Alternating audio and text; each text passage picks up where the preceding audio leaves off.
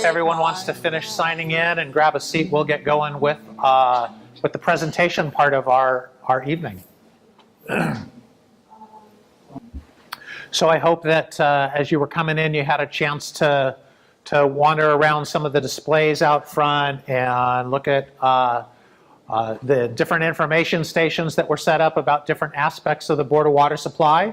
Not only was there stuff on water rates, but information about main breaks and conservation and watershed protection. And so hopefully you had a chance to look at those different stations of information out there.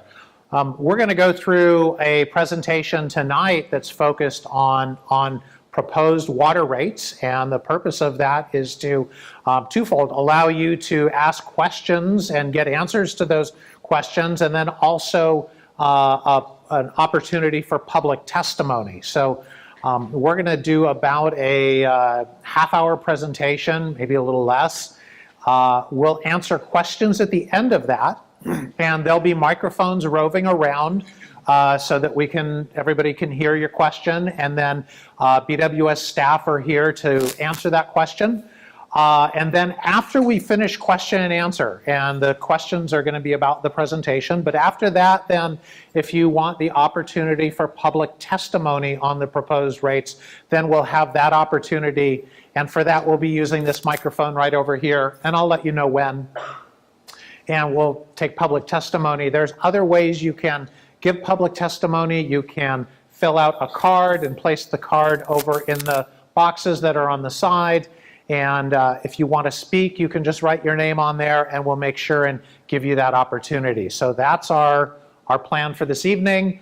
And then we need to be out of here no later than 8:30, because otherwise the security guards get really upset with us. And I will say, if anyone parked in the parking lot off to the side, that chain is now locked. So hopefully nobody is over there. Everybody good with that? Okay, then we don't have to run to Home Depot and get bolt cutters. So that's good. My name is Dave Ebersold. I'm the facilitator for this evening. And my goal for that is really to make sure that you get the information that's being proposed about water rates, have the opportunity to get your questions answered, and also to make sure you get out of here on time. So with that, I would like to introduce the manager of the Board of Water Supply, Ernie Lau, and he's going to kick us off.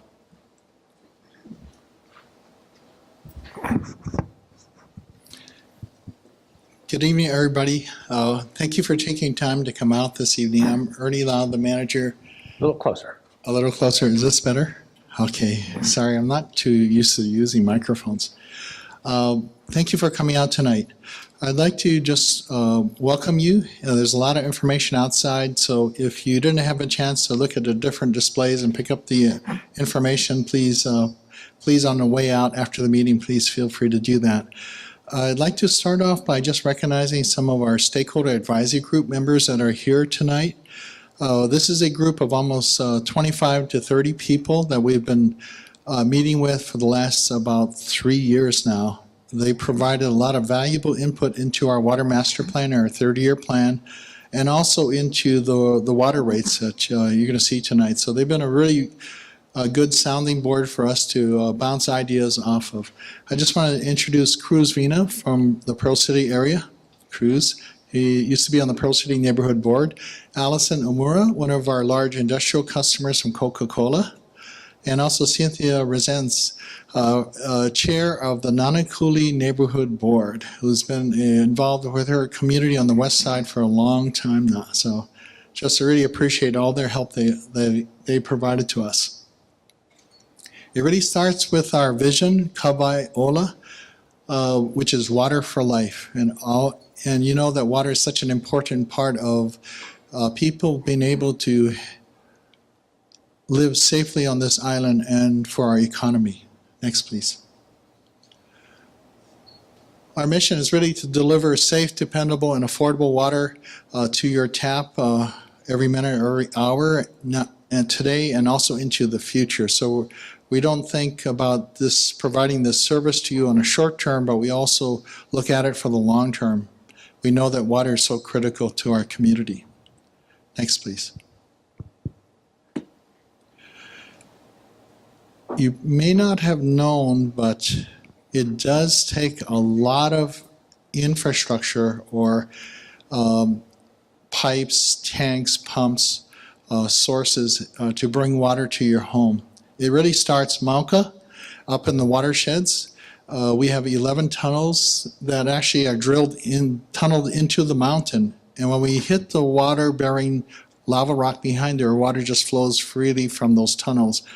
One key component is that you don't need electricity to take water from these tunnels. Water just flows freely by gravity. But most of our sources actually are from groundwater wells. 194 groundwater wells and source pumps in the system island-wide. Our water system stretches over almost the entire island of Oahu, from Makaha all the way out to Makapu'u, all the way around the windward side, all the way to Kahuku. There are some gaps in the system, but the entire water system is very massive.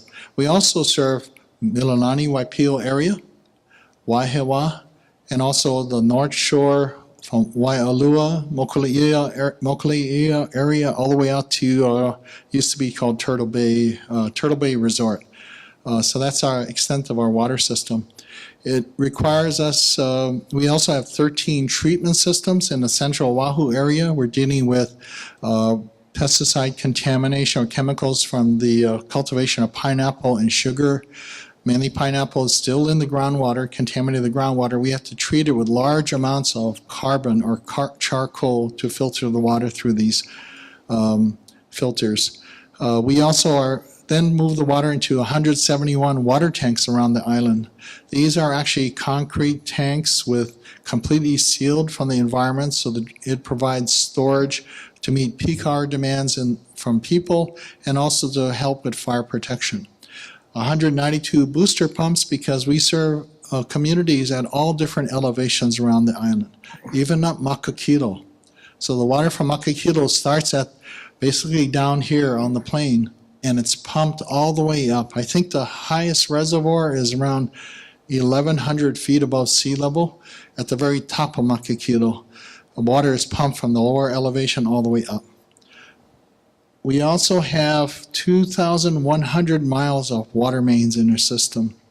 It really varies in age too. The average age is about 40 to 50 years right now. We even have pipes approaching 100 years old. The main break on Dole Street, you'll see some pictures outside.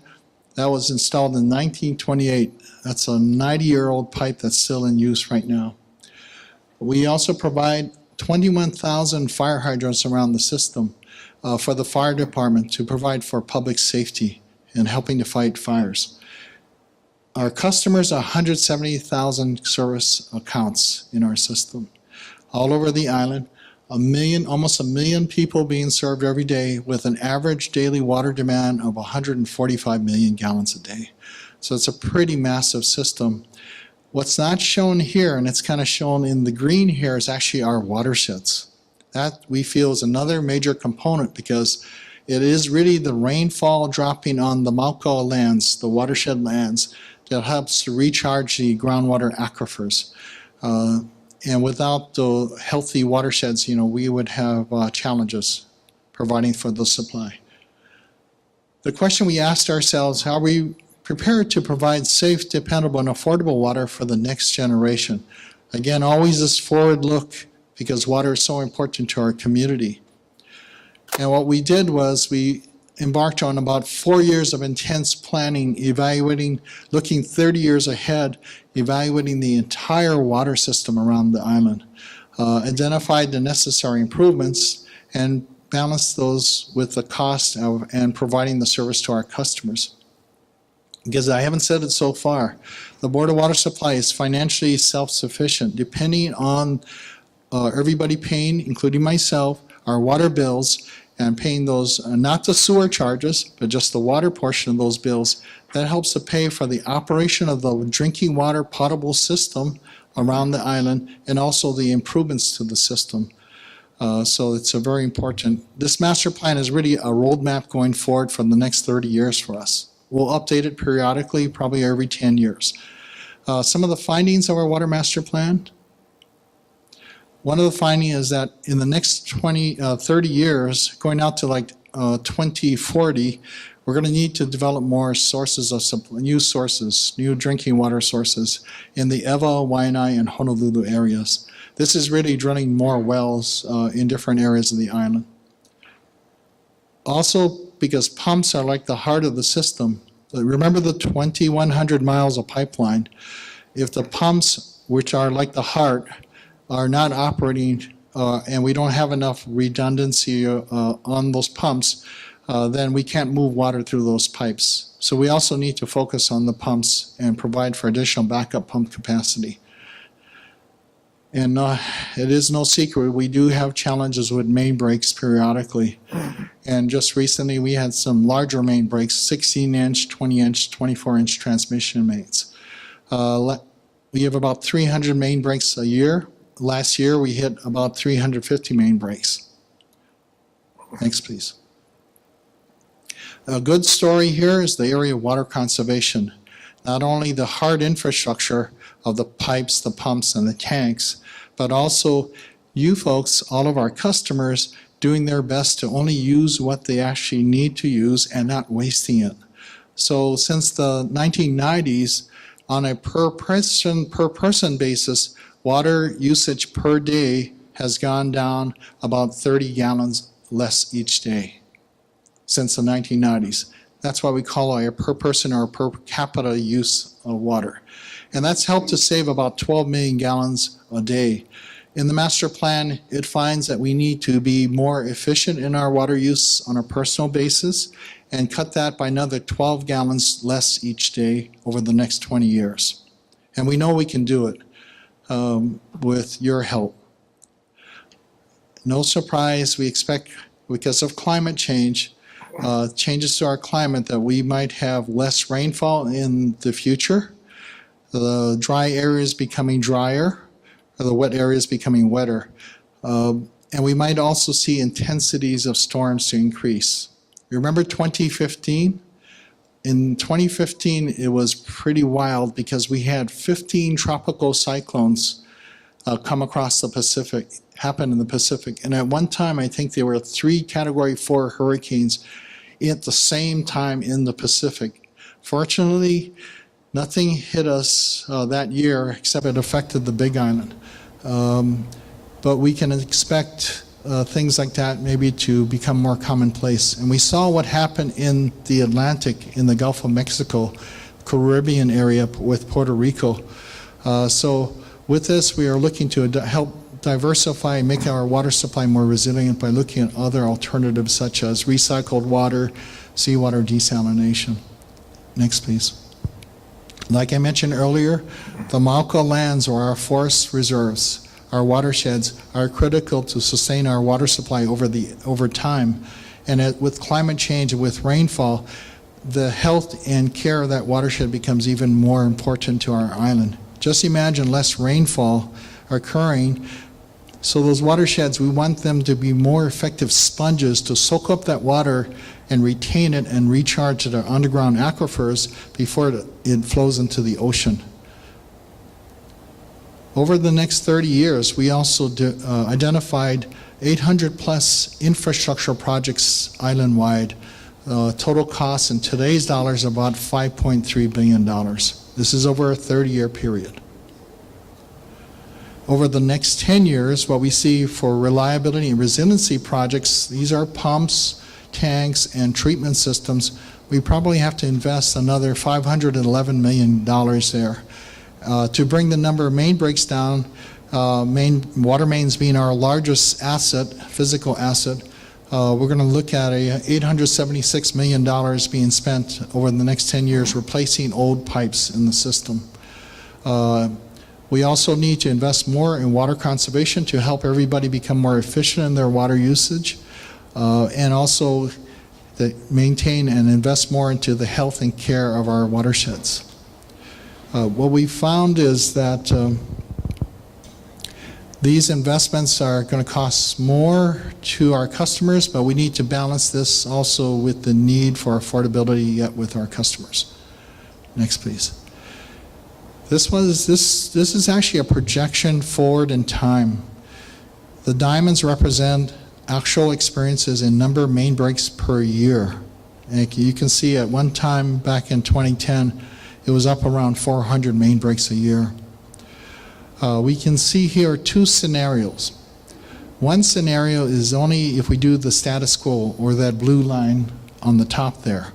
And that's only replacing about 6 miles a year.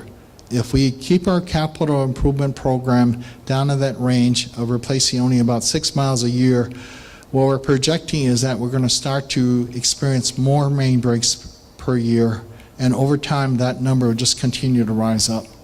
So it requires us, what we've found, and the recommendation to our board, to our water board, and supported by the board, is that we want to, over the next 10 years, ramp up to replacing 21 miles a year. That's about 1% of the 2,100 miles per year. And we see that with the orange line here. If we ramp up and increase the size of our capital program to replace 21 miles a year, over time, we can try to bring main breaks down. It won't happen overnight, but we can see the effect going out that it'll start to bring main breaks down below 300 a year. So the master plan kind of laid the groundwork and identified the needs of what we need to do to our water system, its infrastructure, to our watersheds, to water conservation going forward.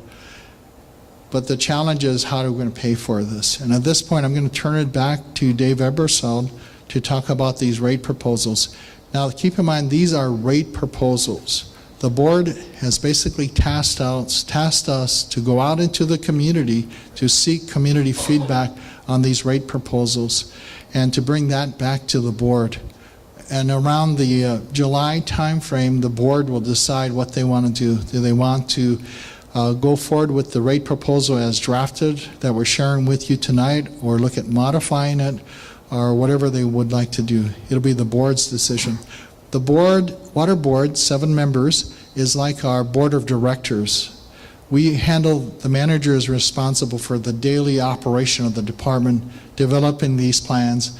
And these plans have, the water master plan has actually been adopted formally by the board as policy, planning policy for us back in 2016. So the board will make the final decision on what the direction that we should take on this area. So we identified, share with you some of the needs, and now the challenge is, how do we develop the financing to address those needs? Thank you so much. Dave? Thanks. Okay, so as Ernie mentioned, what we're talking about tonight are water rates. So I'm guessing most of you who get a water bill, it also has charges for your wastewater on it. Is that correct? Show of hands. See nodding hands. So the reason for that is that the Board of Water Supply provides billing services for EMV, the city's wastewater agency. So that's why the bill is combined, but they're separate agencies, and the Board of Water Supply doesn't have any influence over what happens in your wastewater rates. So they're just a billing agency in terms of that. So what we're talking about again is water rates tonight. So water rates are proposed for a 5-year period beginning in July of 2018 through 2022. There wouldn't be, as you're going to see in a little bit, there wouldn't be any increases in those rates until July of 2019. And those increases are expected to generate an additional $60 million of money for those needs that Ernie described over that period of time. So what is the BWS committed to do with these water rates? First is, it's unfortunate that raises in rates are necessary, but it is important to raise them gradually so doesn't create rate shock for anybody. And I'm going to go through each of these things in more detail in the coming slides. Next one is providing a low-cost essential needs tier that rewards the lowest water users and their conservation efforts, and at the same time establish rates that encourage conservation or more conservation by the highest water users. There is some subsidization of single-family residential customers, meaning that they don't pay the full cost of the board providing water service to them right now, and we'll talk a little bit more about that. So there are some efforts in these rates to make some adjustments in that. And then also the idea that everybody pays their fair share. So let's dig into some of those details. The first one, the essential needs tier. So what this is a below cost rate for the first 2,000 gallons of water usage every month. All customers get the benefit of this low cost essential needs rate. And actually about 10% of BWS's customers use 2,000 gallons or less per month. So there are a fair amount of customers that fall into this category. And as I said, everybody gets the benefit of this low rate for their first 2,000 gallons of usage. Back at the end of last year, the Board of Water Supply did a web-based survey, customer survey, on a number of issues related to water rates, and over 1,000 people responded to that survey. And one of the questions was about establishing a new tier with a very low rate to ensure affordability and reward conservation. And over half of the respondents to that survey indicated that they would support this type of a structure. Now, I mentioned also making changes to encourage or financially motivate conservation for the Board of Water Supply's highest water users. So let's talk a little bit about that. I'll get to that when I show you the rate structure. Another thing that each of you see in your water bill is a monthly billing charge of $9.26 per month, regardless of the size of your water meter. So in reality, though, customers with bigger meters, there are larger costs associated with maintaining and replacing those meters. And so the proposal here is to move to a monthly customer charge that varies based on meter size. Now, the good news for probably almost everybody in this room, if you're a single-family residential customer, meaning you live in a single-family home or a duplex, is you have a 5/8 or 3/4 inch meter. And so your monthly customer charge is going to stay pretty darn low. It's $9.26 per month now, and it raises gradually over the period to July 22 up to $12.09. You can see that customers with larger meter sizes, these are businesses, multi-unit housing, those types of customers with the larger meters, they're going to pay a larger meter size, larger customer charge per month that's consistent with the higher costs associated with those meters.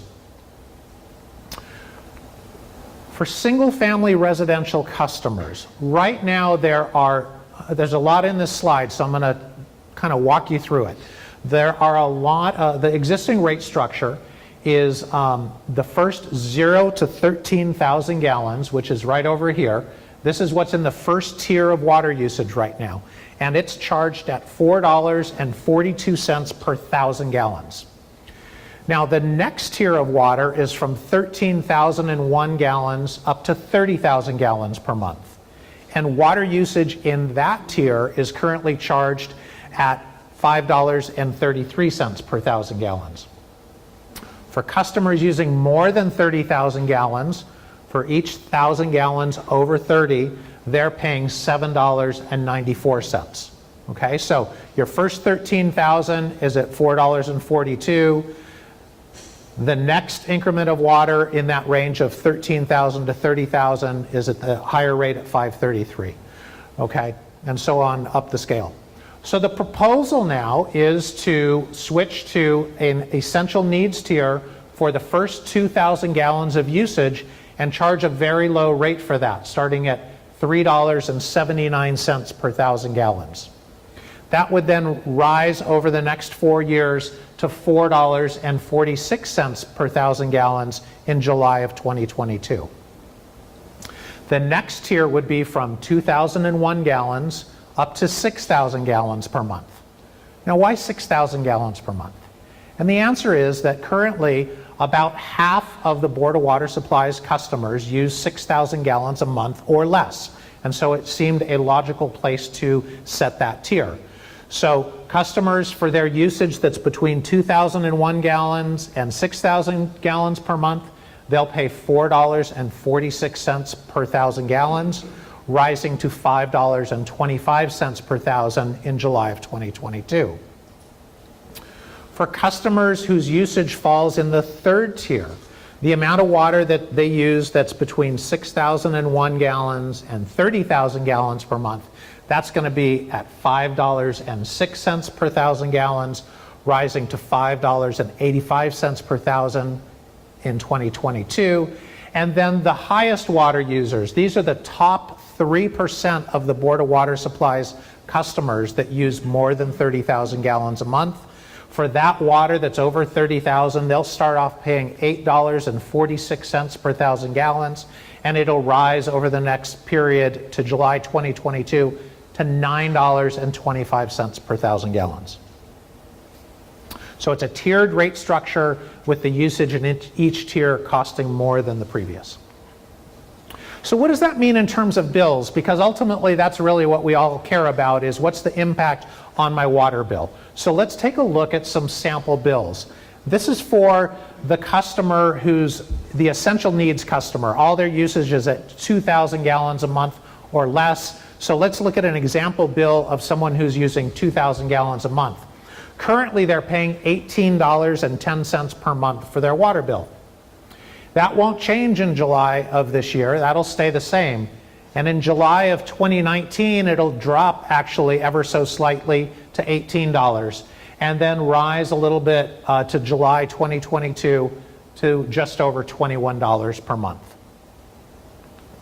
I mentioned that about half of BWS's customers, their bills are at 6,000 gallons per month or less. So let's look at the 6,000 gallon per month example. That customer is currently paying $35.78 on their monthly water bill.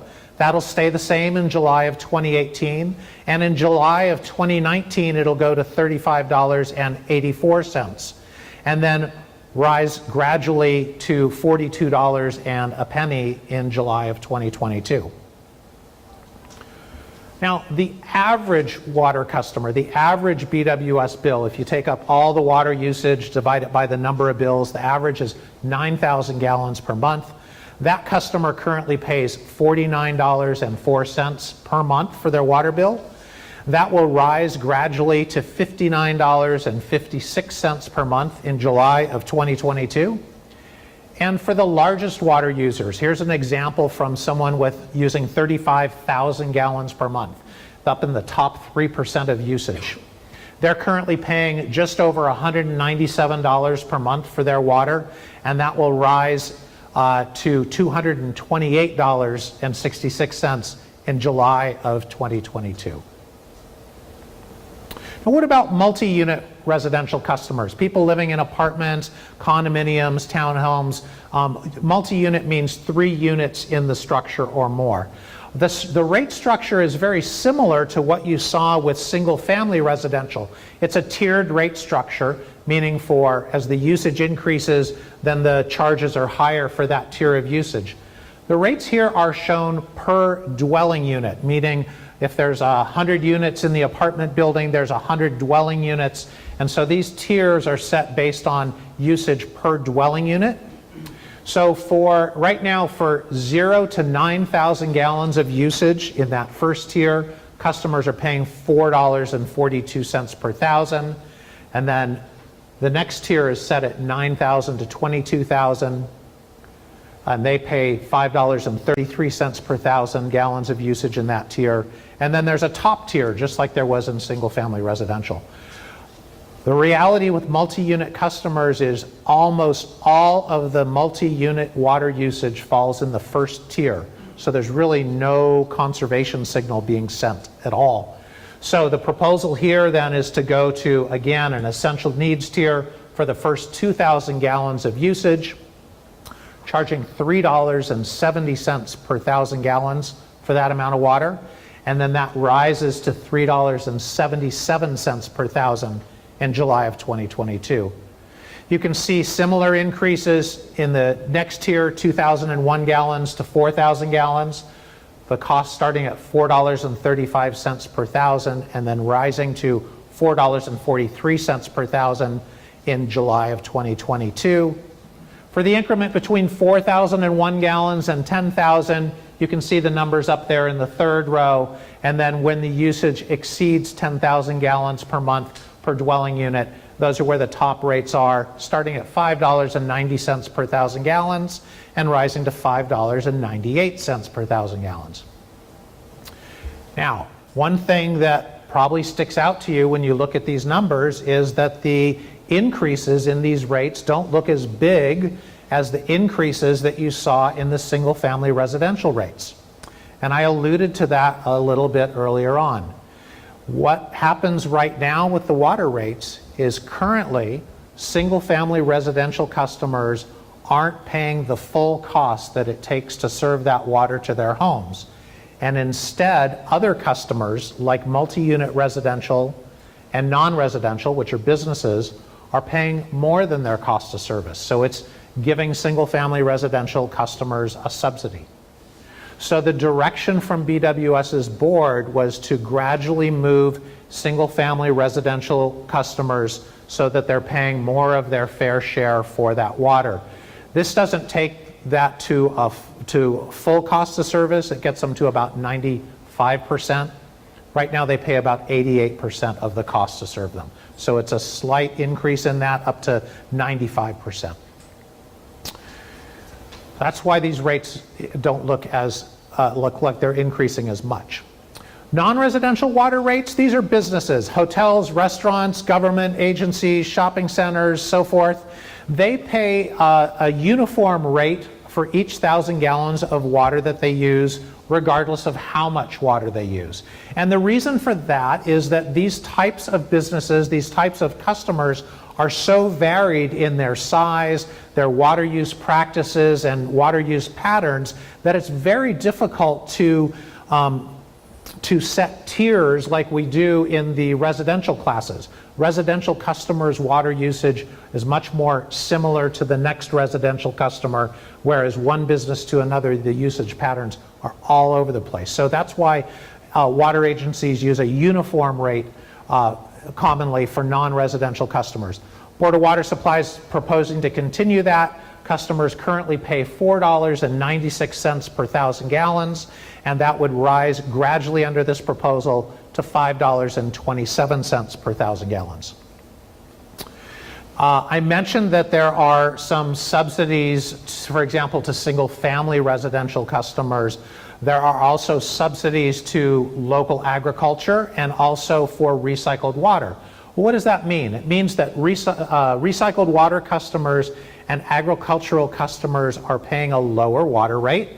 The reason that agricultural customers pay a lower rate is to make it economically feasible for farmers to provide local produce, an on-island source of fresh local produce, and the board, their board has asked that those subsidies continue. Agricultural rates are discounted. They pay about 60% of the cost to serve them. Now, recycled water, this is water that isn't suitable for drinking. It's recycled wastewater, but it is very appropriate for certain industrial purposes and also for irrigation purposes. And because those customers get a discounted rate, which is an incentive to use recycled water, then everybody else on the island benefits because it preserves the drinking water sources for all of our other use. So that's the reason to have a discounted rate for recycled water, is to encourage the use of that water for appropriate purposes. And the board is also looking at some new fee waivers, one for affordable housing, another to encourage homeless housing, and also to retrofit buildings that don't have fire sprinklers to help defer or reduce the expenses of those retrofits. These refer to a one-time charge that's called the Water System Facilities Charge. When a customer needs to hook up to the water system for the very first time, they pay this charge. It's for their share of the capacity in the water system and this would provide a discount to that to make the initiation of these projects more affordable. Other charges that you may notice if you really look at the fine print on your water bill or in the BWS's website, there is currently a charge for fire usage. Actually, if you have a fire in your building and you have a fire meter, so we're talking about apartments, condominiums, businesses, if there's a fire meter and you have a fire, the Board of Water Supply waives the fire usage charges. But if there's requirements for fire testing or you have a leaking meter, then they do charge for that incidental usage. The proposal here is to instead go to a monthly fire meter standby charge. Customers that have fire meters, and again, these aren't the typical single-family homes. These are multi-unit housing, businesses. They need that service available on demand 24 hours a day, every day of the year. And it's a lot of water that needs to be available all at once. So this is a small fire meter standby charge. The details were out on the boards and also on the handouts that are available. There are also certain large customers or other isolated systems that have an emergency interconnection with the Board of Water Supply, and there's a standby charge that they pay. I mentioned the water system facilities charge already. The board isn't proposing changes to that right now, but we'll be looking at it over the next few months. Also, if you look at the water rate structure, there's something that's kind of long-winded called the Environmental Regulations Compliance Fee Cost Adjustment, which is a mouthful to say.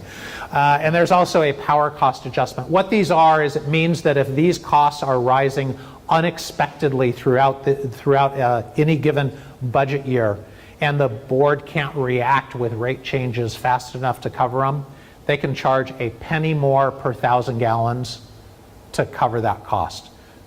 And then they have to reconcile it the next year. Again, these things don't affect the vast majority of you, and I don't think those cost adjustment factors have been used in any recent years either. So the process overview. As Ernie made reference to, the board had been working on a water master plan for about the past 3 or 4 years. There's also an infrastructure investment plan, or the capital improvement program. He showed you some of the projects that are in that. The long-range financial plan, summaries of the water master plan, the long-range financial plan, the infrastructure investment plan are all over on the table and available to you to take a look at, take home. They're also available on the board's website. So those have been developed, and with the help of a stakeholder advisory group, I mentioned the customer survey that was done, and also guidance from BWS's board. For the past 3 months, 3 or 4 months, the board has been evaluating different water rate options and the impacts on different customers resulting from that. And then in March, the board, after reviewing those, said, well, this looks like a rate package that is ready to go out and seek public input on. And so that's what you're seeing tonight and are being asked to provide input on. This process of going out with the rate proposal and getting input goes through the end of June. And then, as Ernie mentioned, it's anticipated that the board would consider the adoption or alterations to this rate package in July. So that's where things are in the process. This is the second of 4 public hearings that the Board of Water Supply is hosting. The first was at the end of April at Mission Memorial in Honolulu. And then tomorrow night, a meeting just like this will be happening in Kaneohe and then in Mililani on May 24th. You can also provide comments through the Board of Water Supply's website, or by email, or by phone, or tonight here, or by filling out a card and leaving it in the box. So all those are options that are available to you. So what we're going to do now is move into a question and answer period. Opportunity for you to ask questions about the information you saw. We'll all try our best to get you answers to those questions immediately, right now. After we go through all the questions and get you those answers, there will be the opportunity for public testimony, and I'll let you know when that happens. So we have a couple of microphones that are going to be roving around. and encourage you to raise your hand and we'll take your questions. So who's got a question? Okay, we'll start right in the back and then, thank you. And then I'll come up to you. Hi, son. I was watching your presentation, I guess it was in January, and when you were talking about residential versus, I guess, apartments, and how the residential wasn't, I guess, pulling their fair share. Can you explain that? Because you had explained it, but you said there was different variables, but you didn't go into what those variables were. Okay. Ernie, did you want to start off tackling that one, or? Dave, I'll let you go ahead. Okay. Why are they not pulling their fair share, and why is the residential going to be paying, you want us to pay more? Because it showed the graph, it showed how the graph was up, and we're not paying as much as the people in the residential, but what are those factors? Because it didn't go into what they were, it just showed that. So in figuring out what's called the cost to service, which is a really complicated concept, but let me try and simplify it. It's the cost to serve a certain class of customer, like single-family residential or non-residential. And the way to figure that out is look at all the costs that the Board of Water Supply has to operate and maintain the water system, plus the costs of capital improvements, okay? And then figure out how much of those costs is associated with different types of customers. And it's a complicated process to do that, but it's documented in the rate study document that will be available in the July timeframe. And so then we look at the revenue that comes in from that same group of customers. So look at the cost to serve single-family residential, look at the revenue that's collected from them, and then do they pay more than the cost or do they pay less? And the result of that analysis is that single-family residential customers currently pay about 88% of the cost to serve them. So what is in those costs? All of the costs associated with operating and maintaining the water system, plus the capital improvements. Hopefully I answered your question. Kinda. I still don't understand why residential are not paying as much as apartment buildings. So it's an artifact of a rate structure that was set many years ago, and over time water use patterns change. Okay, so the analysis that was done that supported the rate structure that was put in place a couple decades ago, water use patterns have changed since then. Also, there are better data available now to do a more comprehensive analysis and better analyze the actual costs associated with those different customer classes. So it's really, I think, a factor of a couple of different things working together. Great question. Barry, you want to add anything to that?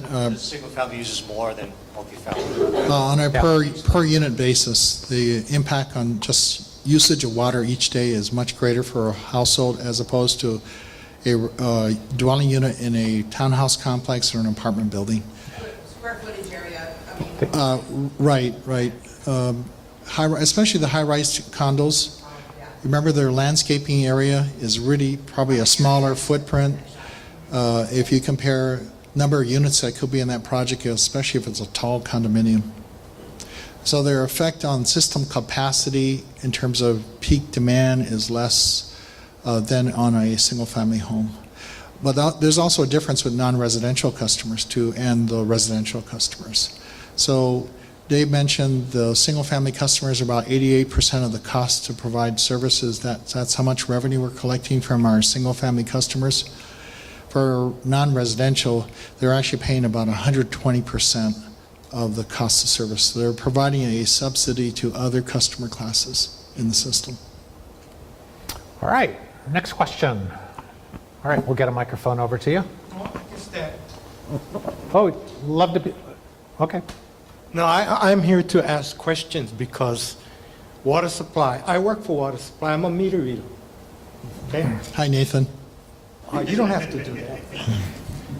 I'm here because I believe that they've been using their employees to save money because they don't hire enough employees,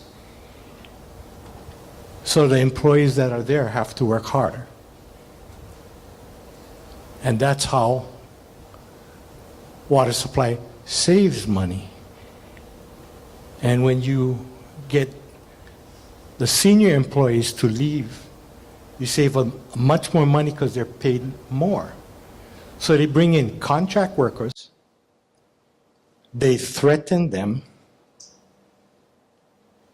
and so you're over there, you're trying to do your job, and the contract worker is afraid to speak up because retribution. And you guys can tell anybody anything, but you know what? When it comes out in the wash, we'll see who's telling the truth. Because that's what I've been watching. I've been watching a lot of our co-workers going out with less people than they should be. Now, all of a sudden, you see them hiring all new people. Why? Is it because the investigation is coming through? Yeah, we're being investigated because of things that happen at water supply. And I'm not at liberty to give all this information, but when the investigation comes out, please read and watch. Because it's not all hunky-dory at Border Water Supply. We have T-shirts that are green. And if you've seen them, they have a water spot or drop.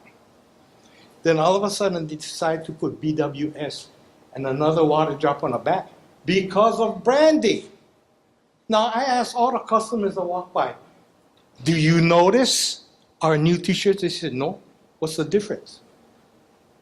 Because the shirt looks the same thing. The only thing that's missing is the pocket. And on top of that, they tell us, oh, we forgot to put the pocket on it.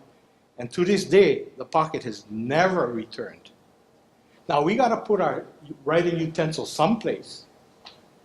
They want us to wear this plastic thing so we can stick all our pencils inside there. And you know what? That's bullshit. So we're talking about water rates tonight. Well, if you take all the monies that you've been saving on the workers, you're getting a lot of money from them. Great. Also, when they bought this system, they never put it out to bid. Why? And they kind of tell me I wasn't there because I was there. And so they bought a system the first day we read, 4,500 meters, 1,500 didn't read. That's 1/3. And we were warned by the guys who were putting it in. These things suck. So I'm going to ask you to wrap up your comments now. Okay, so that's millions of dollars they wasted. I don't think they should be in charge of more monies so they can waste some more. Great. Thank you for your comments. Thank you, Nathan. Other questions? I want to make sure we're focusing on question and answer right now. We'll get you a microphone. I want to ask, how does what you're proposing here dovetail into the presentation you made about 3 or 4 years ago relating to water rates? Because there was a proposal, and the reason I came here tonight was to listen to what presentation you were going to make and what kind of rationale was going to be used to support the water rates. So I want to know, how does these water rates that you're proposing dovetail into the water rates that have been in application for the past couple of years? And I think all of you realize that there have been a steady increase in the water rates over the past 3 or 4 years. Thank you, sir. would be great if I could remember exactly what presentation it was at, but the, Board in Waipahu. in Waipahu. Okay, I think I remember that. A Never. little bit more. Yeah, well, Mr., what is your name, sir? My name is Blaine Tsugawa, Oh, you're right. I remember you. and I told thank you, sir. you, I asked, because as part of your presentation, you mentioned that the reason for your having to make the increases to the rates was to support the fact of deferred maintenance by your predecessors. And my statement to you at that time was, I hope that my granddaughter and my daughter are not present at another presentation that they go to, and your successor is making the same kinds of arguments. Thank you, Mr. Sugawa. If I could respond to your question. So the previous water rates were actually adopted by the board in 2011. I think it was late 2011. And that was a series of 9.65% increases a year for about 5 years. So I think, compounding wise, it was close to probably about 70% over the period of time. And the rationale then, which is actually very similar to the rationale today, is the need to continue to invest into our water system infrastructure. The idea then was to develop additional revenue to provide a larger capital program.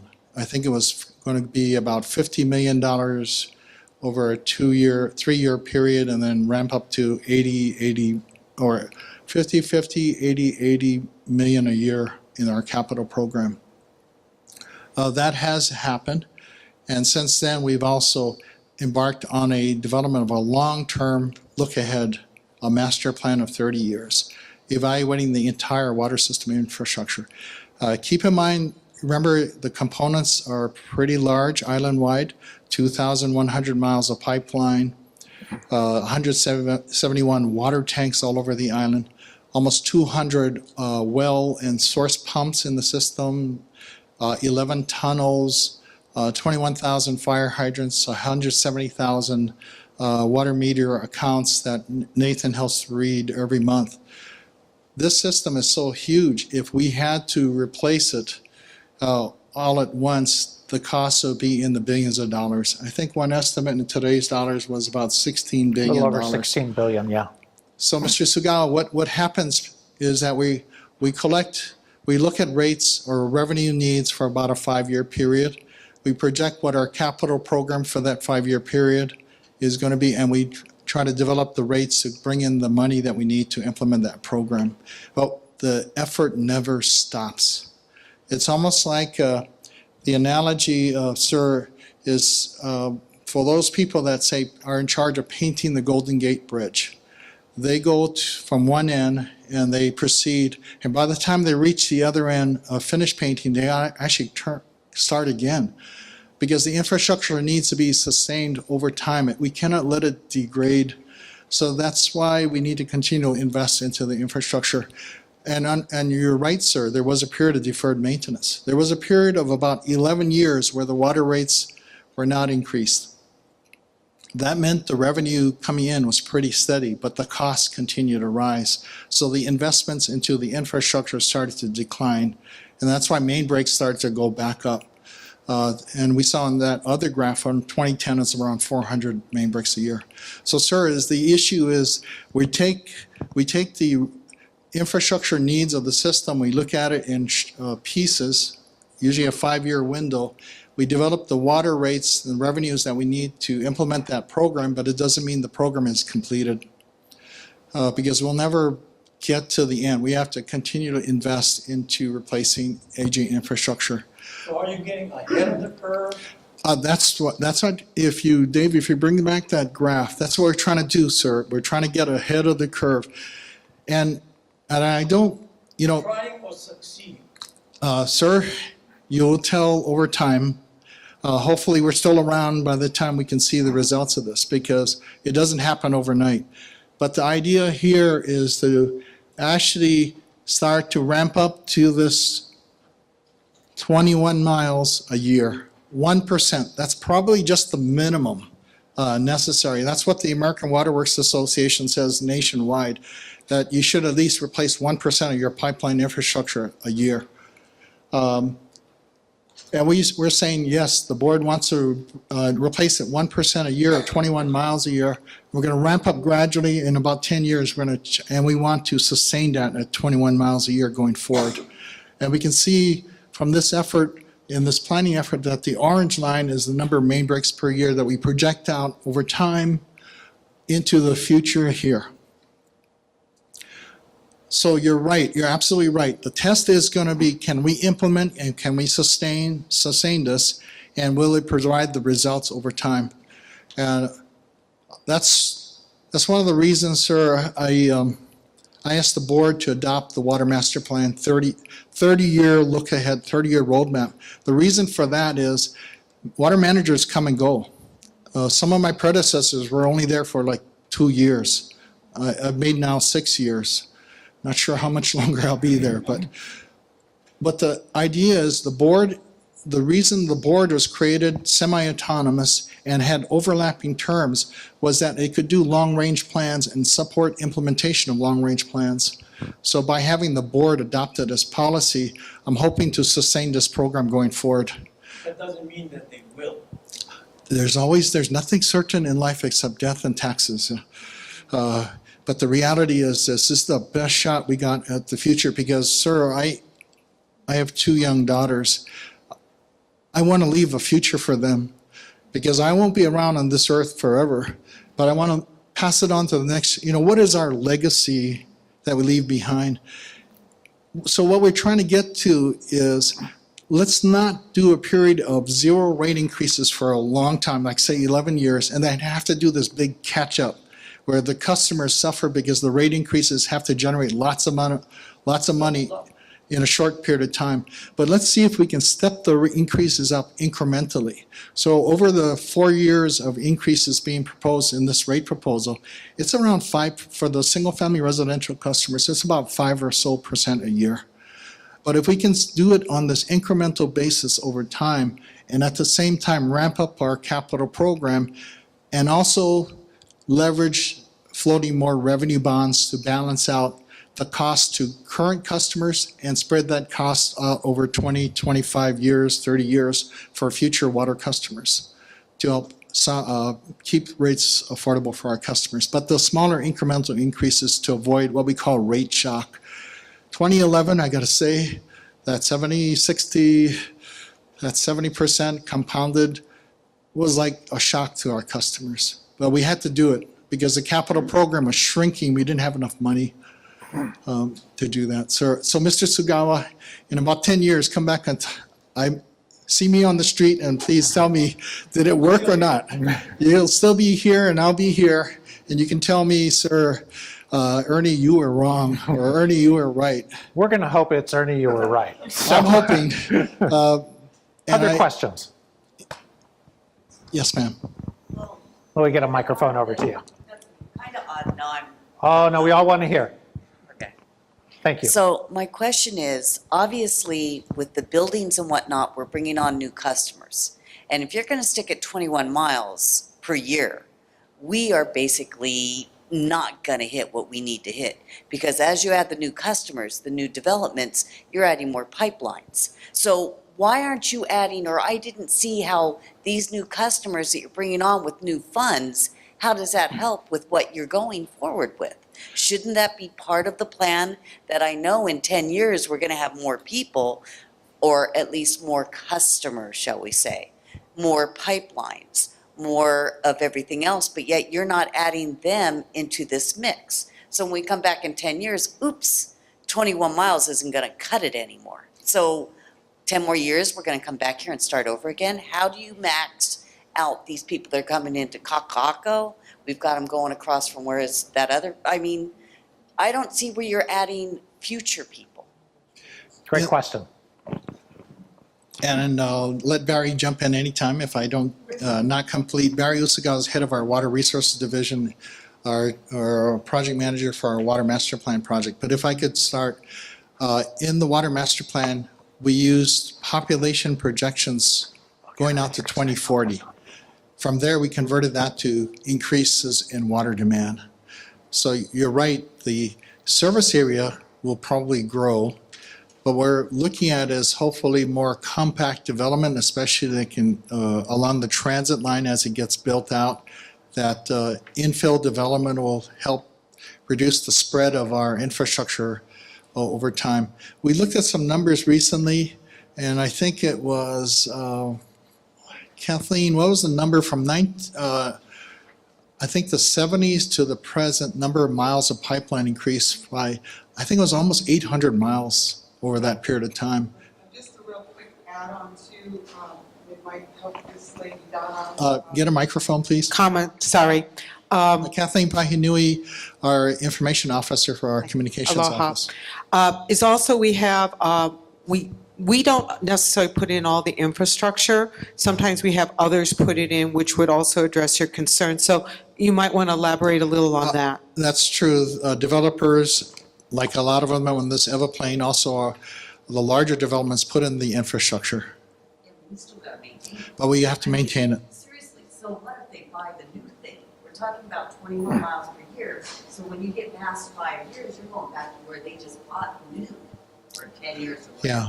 So buying new doesn't cut that answer. Right. The other We're thing, still looking at maintaining this bigger population. So Right. 21 miles. so 21 miles over the long term might have to increase. Like I mentioned earlier, 1% is the minimum.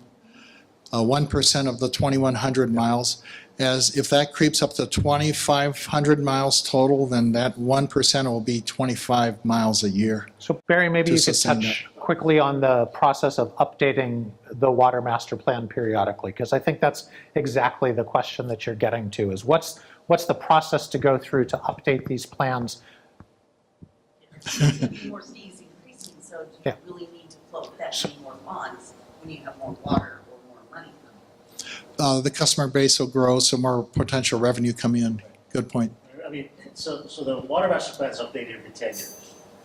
So as developers build, like say OP, they're gonna add 20, 30 miles or whatever in their development over a 10-year period. Hold on, Barry, I think your mic's not working. The lights on. Lights off. Okay. Lights off means it's on. You always catch me on this. But yeah, so we will update every 10 years and we take another look at our water system.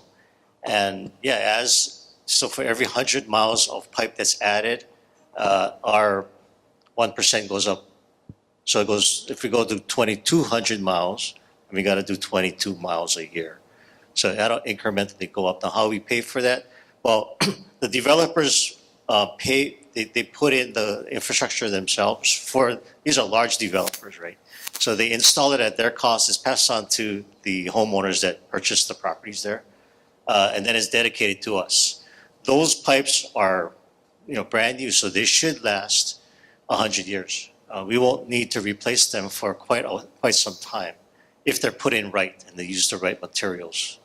So our cost to replace new pipe is very low. We're talking about the really old 100 years, 50 to 100-year-old pipe. We've done in the master plan, analyzed the entire water system and prioritized which pipes we need to replace. We did it by risk.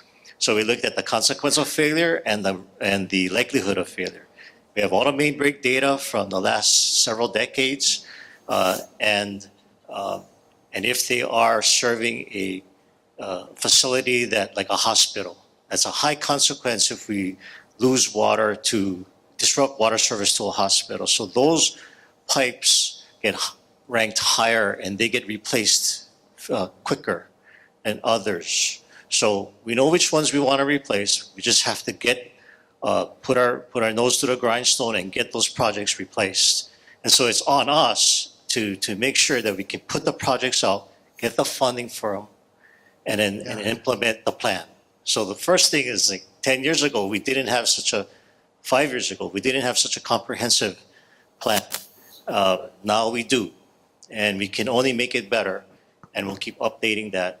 And you folks hold us to the candle, right? Okay, Yes, let's get a ma'am. microphone over to you. I have a question. So with regard to maintenance, it's only changing pipes? No, it isn't. Okay, so Yeah. you have, is it preventive maintenance, basically? Right, Is that a high percentage of the effort that Board of Water Supply does with the incoming increase? I mean, I'd like to understand it a little more. So there's a category of projects called renewal and replacement. Those are actually replacing or fixing existing. So the renewal and replacement component of our capital program is the largest part of our capital program. It isn't only pipes. In the early years, when we projected out what the capital needs are, the projects needed, we have projects identified for pumps, tanks, treatment systems that we need to address. Then over time, then the focus becomes the big component items, which is like your pipelines. We'll do some pipelines right now because remember, we're ramping up to 21 miles in 10 years. So the proposed CIP for next year is 7 miles. And we have this graph that we're kind of tracking to try to hit that target of incrementally stepping up the number of pipe miles being installed. All right, other questions? Yes, sir. One of the charts that you had showed a level charge, I believe, of $9.25 per month. Hold on, Can you go back to that chart customer charge. Yeah, I got it. Thank you. for all the categories? $9.26.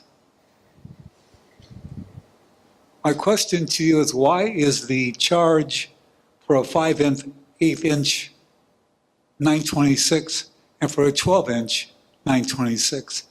I noticed that there's a big adjustment for those in the future, but why is it those rates are all the same for all the categories? Thank you, sir, for pointing that out. After the rates were adopted in 2011, I started in 2012. That was one of the big questions people had, why it was the same for all meter sizes. Remember, the 5/8 and 3/4 are usually your homeowners. The 8" is like a major shopping center might have 4 8" meters serving this large shopping center. So what we're proposing, that's current. So that's in this column, it's current. Where we're looking to move come July 1st of 2019, the proposal is to vary it by meter sizes. So the bigger meters pay more per month. Look at that 2019 chart or 2022, and I look at $9 versus $5.98. I'm saying, what the heck happened here? Not that you should not be charging that amount. Why were we charging only $9.26? And you're saying because it was the error on the part of the previous administration? That was just a decision at the time that they wanted to structure it that way. I can't explain, but I did suffer the consequence of after it was adopted, because I was here, I started after the rates kicked in 2012. So yeah, you're right. So for the $9.26, like for this 8" meter jumping to $276 per month, this is the fixed charge. Right. For that 8" that large customer, probably a more non-residential customer, it's a small percentage of their total water bill. But Is it? yeah, maybe about 2% or so. So you're right, and that's why we were proposing this change to vary that charge by meter size. There are two components to this fixed charge. One component is related to providing the customer service in the building. That's the same whether or not you're a large meter or a small meter. The other component varies on the cost of the meter, the maintenance required for the larger meter. I wish we had a picture. We have a picture of a small meter versus a large meter. It's very significantly different. Does the Board of Water Supply have any say-so in the construction of monster homes are being built on this island? We are asked if we can provide water service to those not it. projects when they come in, but it's really the Department of Planning and Permitting in the city that processes the So application. you don't have any input on that? We When you see provide- all these bathrooms going in, Well, we provide 17 input. bathrooms in one house, you have no input? We have the input of, can we serve them? And if we can serve them, what the cost will be. Barry mentioned or the upfront capacity charge, or what we call our water system facilities charge, on impact fee. It's calculated by fixture units. So the more plumbing fixtures you have in the house, like 10 bathrooms, then they're going to be paying that much more to the Board of Water Supply, the upfront charge. But the decision to approve the permit or not, it is mainly done by DPP with the input from all the agencies. For us, we provide comments whether or not we can provide service to that project. Have you done that? We probably have. You don't know that. Well, just driving around the community, I don't know for sure if that's classified a monster home, but I see these big structures in a residential area that is mostly single family residential, but this is like a large structure that takes up most of the lot. I think Barry has a comment on this, so. I'll turn it over to my expert here. So when a monster home comes in, or any home, they have to file a building permit application. It starts at Department of Planning and Permitting. It comes to the Board of Water Supply, and we count how many, what's their water use going to be. And as Ernie was saying, it's fixtures. So if they have 10 toilets, it's probably going to result in a larger water meter, for one, and they would be paying a larger impact fee.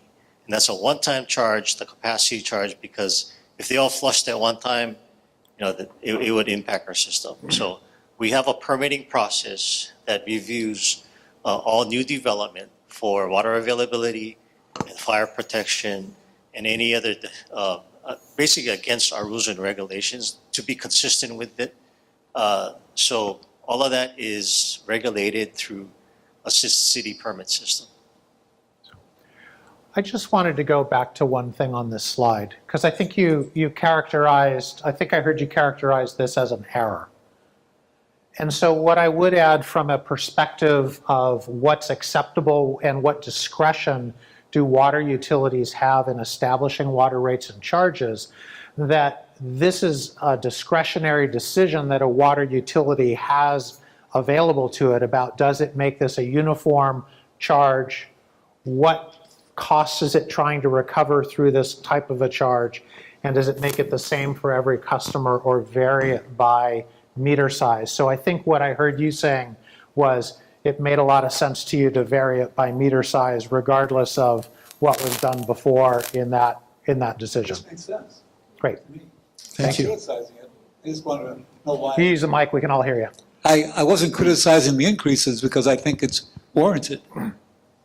But why wasn't it done before? But I hear The you. policy decision at the time. I hear you. The other thing related to this is our only real fixed charge that recurs or is recurring every month. So for our approach, what we wanted to do is generate more of our revenue through the usage charges or the quantity charges, cost per 1,000 gallons, and keep our fixed charge lower. Because what we wanted to do was encourage customers to practice water conservation to try to manage their water bill more. So empowering our customers by keeping our monthly fixed charge at a smaller size. Ernie, when we were talking earlier in the hallway, I see your hand. you mentioned to me that I was complaining about the way my water bill is apportioned, 20% inside the house, 80% of the water bill inside the house, 20% to landscaping. In my case, it's just reverse of that, 80% landscaping. And you told me that particular ratio was not determined by the Board of Water Supply, it's done by the Environmental Department. That's true. Is that correct? That's correct. And that relates to your sewer charges and the ability to sub-meter your irrigation system. For Board of Water Supply, we don't use that. Yeah, so that's what, the problem with that is, in my case, where I use it mostly for landscaping, I'm running that bill through the environmental side, and they're charging me all this extra money, and I'm not using the sewer. Again, the opportunity for sub-metering, I know you're gonna follow up with environmental services, about that. Thank you, good point. All right, I saw your hand. Let me see who else has questions. So take a scan of the room and see where we are time-wise. 1, 2, 3. Okay. So let me give a couple of people the opportunity who haven't had it yet. Let's start over here, go here, then I'm going to come back to you if that's okay. My name is Vina, and I was a member of the, or still am a member of the stakeholders group. On that chart, I live in a townhouse that's behind Buzz's Steakhouse. And we have 2-inch water mains that feeds our complex. I'm telling my president of my board that currently we pay, as you see, $9.26 per bill. Okay? Now, 2019, that bill goes up to $38.81. But I have 7 meters. So my association have to pay 7 times that $38. Now, from your point, what I did some years ago when I was the president of my board, I demanded to spend $35,000 to have a sub-meter on my association because I don't want to pay water for my lawn system, my sprinkler system for the sewer. So the resident manager is tasked on a monthly basis on the 10th of the month to read the sub-meter and send that information to the environmental services. They subtract the amount of water that we use for our lawn system minus from the Board of Water Supply, and that's how we compensate for that. I paid for that thing in 5 years. So it was worth it to have a sub-metering. The other problem coming up now is that the association pays for everybody's water. I'm demanding another $45,000 to sub-meter all the units because I live in a townhome. So there where I believe you pay for what you use, and it's fair. You see? So as a member, I expressed this point to other stakeholders that they kind of shake their head like the mighty birds on the side of the street. Yeah, I understand your point.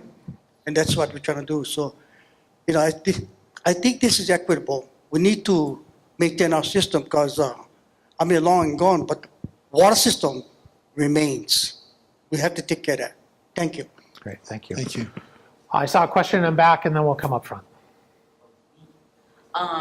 Just a real quick question was, does that mean that you don't determine what ag land is or who is in ag? Is it done by someone else? I'll learn my lesson here. I'll defer to Barry for the response to that question. He's more familiar with the land use ordinance. Thank you. So you're talking about diversified farmers trying to come in for a water meter to irrigate their crops. Is that what you're? So part of. Per se, I'm talking more gentleman farmers than real ag land. Okay, now that's a harder question. Okay, Yeah. let me just start Who with. actually determines what's ag? Let me just start with egg first. Yeah. Okay? So part of getting the egg rate, so we anticipate like one house on a farm. So the egg rate, you pay the same amount as a single family home for the first 6,000 gallons. And then you get the subsidized rate at $1.89, and I think it's going up to $2 per thousand. And that's to promote diversified ag so that, because we all benefit from fresh produce in our stores and in our farmers markets, right? To get that subsidized rate, they have to submit an annual application and provide tax, GE tax information that they are in commercial agricultural business, right, to get that rate. Our country farmers and gentlemen farmers, okay, now that's an approved use, it's approved land use on agricultural land. And that's a bane of what, a lot of communities are like, okay, here you go, they're just buying that for the view and they're growing some fruit trees to make like they're farmers, right? And are you not taking away prime ag from real farmers because you're building one house instead, So that's a big land use question that the Department of Planning and Permitting has to kind of grapple with too. But for us to give them an agricultural rate, a subsidized ag rate, they have to show that GE tax license, right? And they have to use more than a certain amount to get, more than I guess we're proposing 6,000, is it? 6,000, yeah. Yeah, to get that rate. So if they're not, if they don't have those two things, then they don't get the subsidized rate, and then it's just a country estate They also need to apply every year every year. to get annually. that rate. Yeah, but yeah, thank you for that question. That was Okay. challenging. Did you have a question or a comment? The chart you had that had that $598, is that a flat rate? Is that a flat rate? The customer, you're talking about the Yeah, customer? Yeah, that's a, Okay, so yeah. if they exceed that in, say, the use of gallons, and they gotta pay, do they pay extra? they pay, so the customer charge is a fixed charge. It's tied to the size of the meter. Their water use is billed at the cost per 1,000 gallons. So it's gonna be The proposed non-residential rate of that big 8-inch meter is probably a non-residential customer or a large condominium complex. So we bring that up. Do you want the non-residential rate or the meter charge? The customer charge, The rate one that you had up with the 598. the customer charge. Okay, I'll get there. Okay, we'll bring that up, Nathan. Yep, Slide 24. thanks, Jim.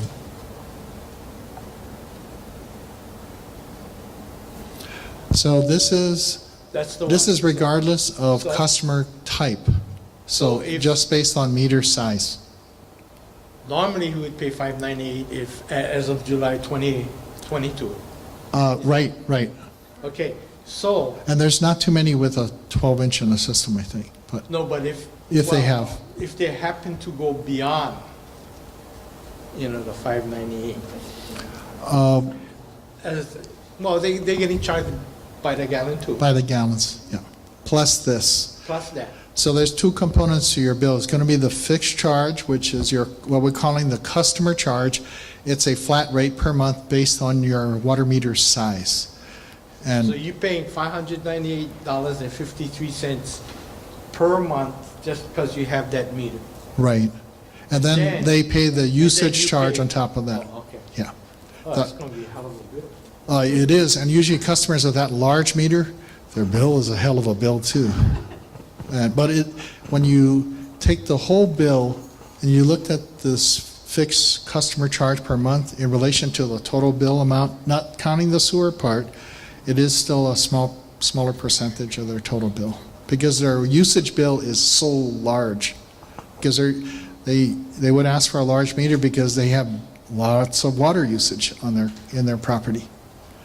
All right, I saw you had one more question. Mr. Sugala. I have a comment, then a question. Actually, maybe it might be two comments. One of them the first comment is, I would suggest that at your future meetings that you have proposed, you encourage the homeowner and attendees to bring their water bill. Excellent point. Because as you were explaining this, I was trying to imagine what my bill looked like and all the components that went into it, how that relates to me as to how it's going to change. So I would suggest that your information officer get that word out. Excellent suggestion. We have 2 more public hearings coming up tomorrow night and also next week. The other comment that I wanted to make is, you're looking for conservation means. Right. I don't know if this is a conservation, I know it would conserve my money, but I understand a little bit about putting in a sub-meter for agriculture or for my landscaping, such as this gentleman here spoke about. Right. Would it be appropriate for some kind of not subsidy? Subsidy is a bad word. Credit for people that are going to make that kind of a change, because it might be you're looking for ways for people to conserve, and also people are going to see these kinds of changes in their costs. They're going to be looking for ways to offset that. And for the Board of Water Supply to offer that as a alternative or something that they might want to consider and pursue as a means of saving money for the future, like Cruz did with his condominium association. It might be appropriate for homeowners to do that. Because I think many years ago, people watered their plants by hand. Right now, the vast majority of homes that are going in, sprinkler systems. And that may be a reason why you're getting higher consumption. I don't know if that's part of your calculations that have gone into, but I'm thinking about that. And the last thing I want to make is, what was the rationale, if you do know historically, for having implemented subsidies to residential homes in the first place? I can't answer the question at this time. We can look into it. But good suggestion about looking for different ways of water conservation, because that's actually, it's cheaper to save water through conservation than to build new wells, put in more pipes and tanks in the system. And now Barry's going to help me with the response here, but just before he starts talking about it, I just want to remind everybody, we're bringing back the rebate program. We used to have a toilet rebate program. We're bringing back right now for water efficient clothes washers. So if you're in the market for water efficient clothes washers, working with some of the major retailers locally, we're going to be offering a rebate of $75 off the back from the purchase of a water efficient clothes washer.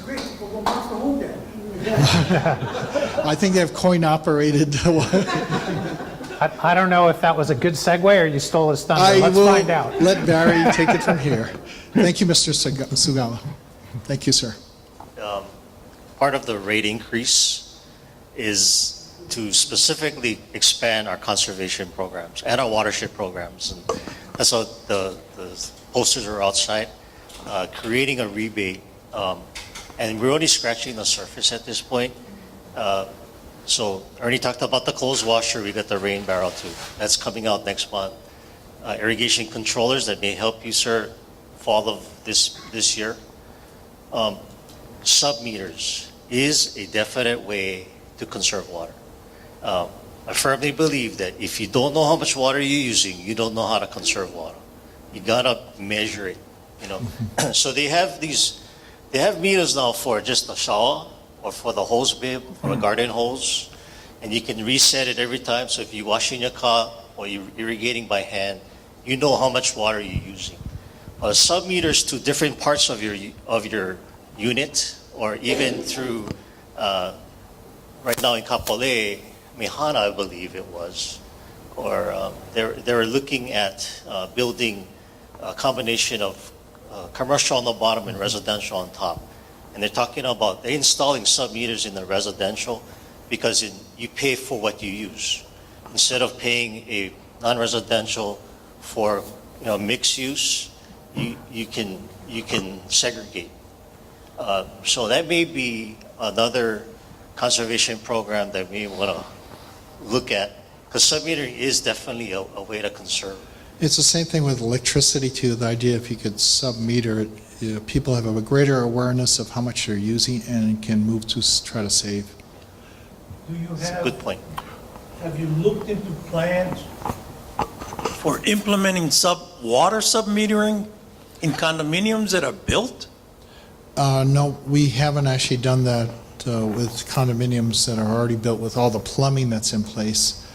But many of the condominiums are currently going through if it's at least 40 years old, they are going through retrofitting of all of their plumbing.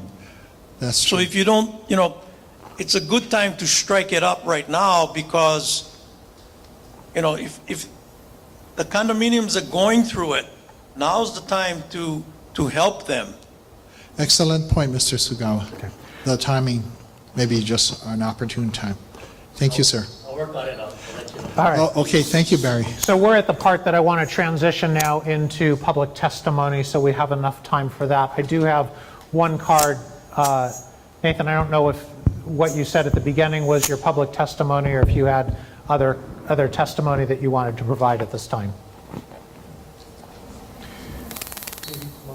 Okay, very good. Anyone else like to provide public testimony on the proposed water rates as opposed to asking questions?